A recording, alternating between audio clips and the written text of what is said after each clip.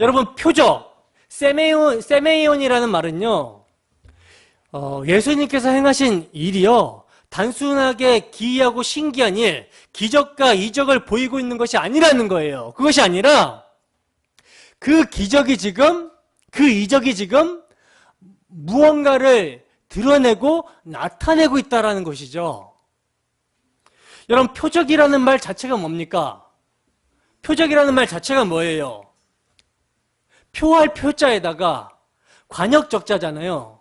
즉, 관역을 표시하고 나타낸다라는 말이죠. 그게 표적이에요. 다른 말로 목표하는 곳을 바라보게 한다라는 뜻이란 말입니다. 그렇기 때문에 예수님의 갈릴리 가나에서 행하신 이 표적은요, 예수님께서 이 땅 가운데 오신 목표를 나타내서 가리키고 있는 첫 표적이 되는 거라는 거예요. 예를 들면 우리 교회 건물에 붙어있는 간판에는 디아스포라 교회라는 이름이 붙어있죠. 간판에, 그죠? 근데 그 간판이 디아스포라 교회라는 이름이 붙어있다라고 해서 그 간판 자체가 디아스포라 교회는 아닌 거예요. 그 간판은 실체인 디아스포라 교회를 가리키고 표시하는 하나의 표징입니다. 표지판이에요. 모르는 사람이 교회를 찾아올 때 간판의 표시를 보고 저기가 디아스포라 교회구나, 디아스포라 교회가 모이는 곳이구나 하고 찾아오는 것처럼 표적, 세메이온이라는 말은요, 표지판, 표시 역할을 하는 거란 말입니다. 성경에 나오는 모든 기적과 이적은 표시판, 표시 역할을 하는 거예요. 누구를 가리키는 표시, 누구를 가리키는 표시판입니까? 예수 그리스도를 가리키는 표지판이라는 거죠.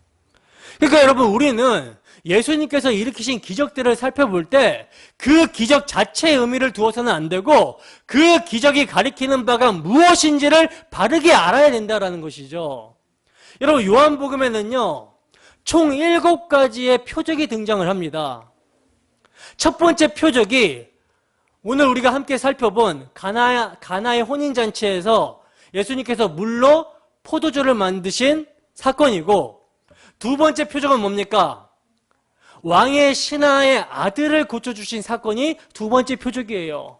그리고 세 번째 표적은요, 38년 된 그 중풍병자를 고치신 사건이 세 번째 표적이고, 네 번째 표적은요, 오병이어로 5,000명을 먹이신 사건이 표적입니다.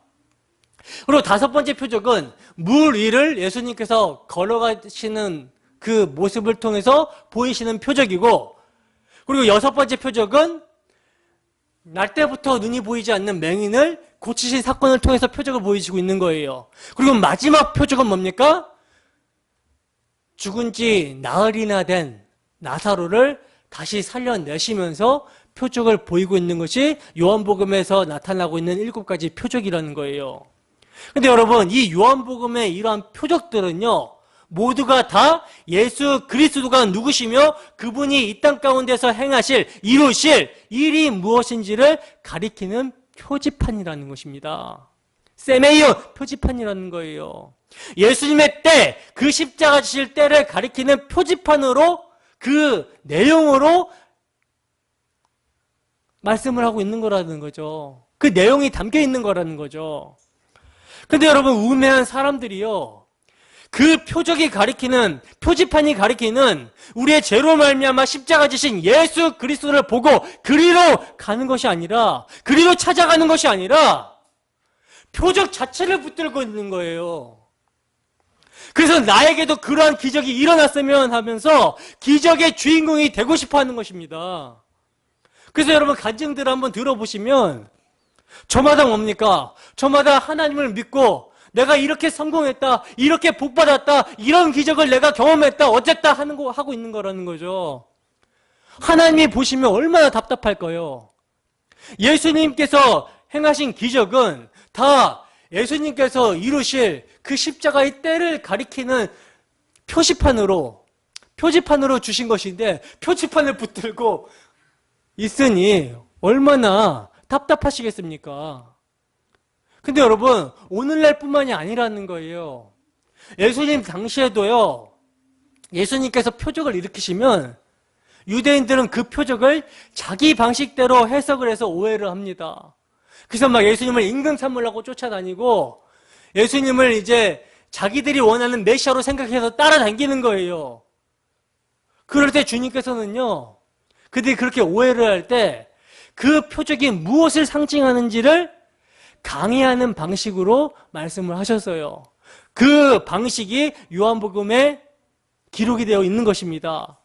그러니까 여러분 12장 50절까지 등장하는 7가지 표적에 대한 내용은요, 모두 예수님께서 표적을 일으키시면 그 표적을 무리들이 오해를 해요. 그러면 그 오해하는 무리들에게 예수님이 당신의 그 십자가 지실 때를 설명하는 강해 구조로 기록이 되어 있다는 거죠. 여러분, 하나님께서는요, 예수 그리스도로 말미암아 하늘이 열리고 하나님의 백성들에게 하늘의 생명력이 부어지게 되는 복음을 설명하시기 위해 예수 그리스도의 표적을 세상에 나타내 보여주신 것이지, 단순히 기적을 보임으로 해서 자신의 힘을 가시하거나 자신을 증명하신 것이 아니라는 것입니다. 그리고 오늘날도 그것을 따라 행하라고 기적을 보여주신 것이 아니라는 거예요. 여러분, 성경에 나오는 모든 기적, 맹인이 눈을 뜨고 나병 환자가 고침을 받고 중풍병자가 일어서고 걷지 못하던 자가 일어서고 칠병이요 오병이어로 먹이시고 무리를 거르시고 풍랑을 잠잠케 하시고 귀신을 내쫓으시고 죽은 자를 살리시는 이 모든 기적은요, 죄로 말미암는 인생의 모든 질고를 예수님께서 가져가시고 십자가에서 모두 도말하시겠다라는 의미를 담고 있는 거예요. 담고 있는 표지판이었습니다. 그래서 여러분, 예수를 믿게 되면 그 모든 근원인 죄의 문제가 해결이 되어버렸기 때문에 지금 내가 어떠한 처지에 있든지 괜찮다니까요. 우리에게 주어지는 모든 것이 그분의 십자가가 무엇인지를 우리 인생 가운데 체휼하기 위해서 주어지는 거예요. 감당할 만하기 때문에 주시는 것입니다. 여러분, 그 십자가에서 우리의 모든 죄의 저주를 받으신 예수님을 바라보십시오. 그 예수님을 바라보면요, 그 예수님께서 무엇을 해결하셨는지 그 근원적인 고침을 받았기 때문에 괜찮은 거예요. 소망이 있는 것입니다. 다시 눈물이 없고 곡하는 것이 없고 아픈 것이나 애통하는 것이 없는 그 나라를 십자가로 예수님께서 이루셨다니까요. 그 이루신 그분을 믿음의 눈을 들어서 바라보시고 오늘을 인내하는 것입니다. 그래서 감사하고 기뻐하면서 살면 되는 거예요. 하나님의 은혜를 잘 배우십시오. 하나님의 은혜를 잘 배우세요. 마태복음 12장 38절에서 40절 말씀입니다. 함께 읽겠습니다. 시작. 그때 서기관과 바리새인 중 몇 사람이 말하되 선생님이여 우리에게 표적 보여주시기를 원하나이다. 예수께서 대답하여 이르시되 악하고 음란한 세대가 표적을 구하나 선지자 요나의 표적밖에는 보일 표적이 없느니라. 요나가 밤낮 사흘 동안 큰 물고기 뱃속에 있었던 것 같이 인자도 밤낮 사흘 동안 땅속에 있으리라. 아멘.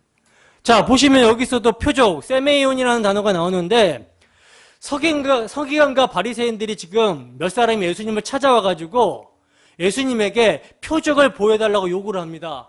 그러자 주님께서 뭐라고 말씀하십니까?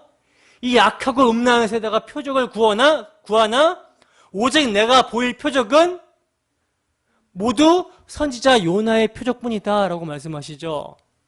그러니까 주님께서 보이신 모든 기적과 이적들이 다 무엇에 관한 것이라는 말씀입니까? 선지자 요나가 사흘 밤낮을 물고기 뱃속에 들어가 있다가 토해짐으로 나왔을 때 죽어 마땅한 니느웨가 회개하게 된 것처럼 주님께서 십자가에 죽으시고 밤낮 사흘 동안 땅속에 계시다가 부활하심으로 말미암아 죽어 마땅한 자들, 지옥의 형벌을 받아야 될 자들이 살아나게 되는 그 새 창조에 관한 것들이 바로 표적이라는 것입니다. 여러분, 이렇게 성경에 등장하는 모든 기사와 이적들은요, 모두 예수 그리스도가 누구시며 그분이 하실 일이 무엇인가를 보여주는 거였어요.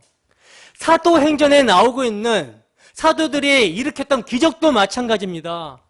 다른 거짓 사도들과 비교해서 그들이 바로 진짜 사도라는 것을 보여주신과 동시에 그 사도들의 입으로 전해지는 복음, 그 복음으로 말미암게 될 새 생명의 탄생이 어떤 것인가를 보여주고 있는 것이 바로 사도들을 통해 보여진 표적이라는 거예요. 예수 그리스도의 복음을 성령께서 인치신 것입니다.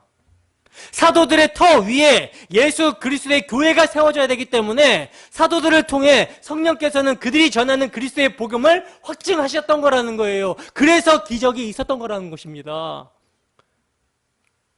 근데 이제는 오늘날에는 성령이 오셨고 성령의 감동으로 기록이 된 성경이 완성이 되었습니다. 기적이 필요 있어요, 없어요? 기적을 요구할 필요가 있어요, 없어요? 아니, 여러분, 기적이라는 것이 예수님을 가리키는 표지판이었다니까요? 성경에 나오는 모든 기적과 표적이 예수님을 가리키는 표지판이었어요. 그 십자가의 의미를 가리키는. 그러면 이제 성령의 감동으로 성경이 이제 정경으로 완성이 돼서 우리에게 주어졌습니다. 기적이 필요 있어요, 없어요? 없어요. 성령의 감동으로 기록된 성경이 완성이 되었기 때문에 기적이 필요 없게 된 거라는 거죠. 그렇기 때문에 이제 이 성경, 우리에게 주어진 이 성경을 읽으면 베드로 사도가 말씀하고 있듯이, 베드로 후서에서 말씀하고 있듯이, 나는 예수님이 변화산상에서 변화된 걸 봤다. 그러나 우리에게는 더 확실한 예언이 있다. 그렇기 때문에 그 확실한 예언의 말씀을 샛별이 떠오를 때까지, 여기서 샛별은 예수님이죠. 샛별이 떠오를 때까지 읽으면 그리스도의 비밀을 깨달을 수 있는 것입니다. 여러분, 오늘날 오직 성경 외에 다른 엉뚱한 것을 추구하게 하고 따라하게 하는 사람들이 굉장히 많은 시대가 오늘날 시대인데, 여러분, 우리는요, 그런 사람들을 과감하게 배척해야 돼요. 곧 붙잡지도 말고 맛보지도 말고 만지지도 말라고 성경은 권고합니다. 예수님의 십자가로 완성이 되었습니다. 다 이루셨어요, 십자가에서. 다 이루신 그 십자가를 증거하는 책이 성경입니다. 뭘 더 구하고 뭘 더 바라실 게 있냐는 거예요. 우리가 요한계시록에서 살펴봤지만 십자가로 그 나라는 완성이 됐다니까요, 이미. 가시적으로 우리의 믿음이 이제 실체가 될 그것만 남아있어요. 예수님 다시 오시면. 뭘 더 구하십니까? 십자가만 단단히 붙잡으시면 되는 거예요. 여러분 보세요. 예수님께서 이 표적을 갈릴리 가나에서 행하여 그 영광을 나타내심에 제자들이 그를 믿었다라고 말씀합니다. 이 표적을 통하여 영광을 나타내시는 거예요.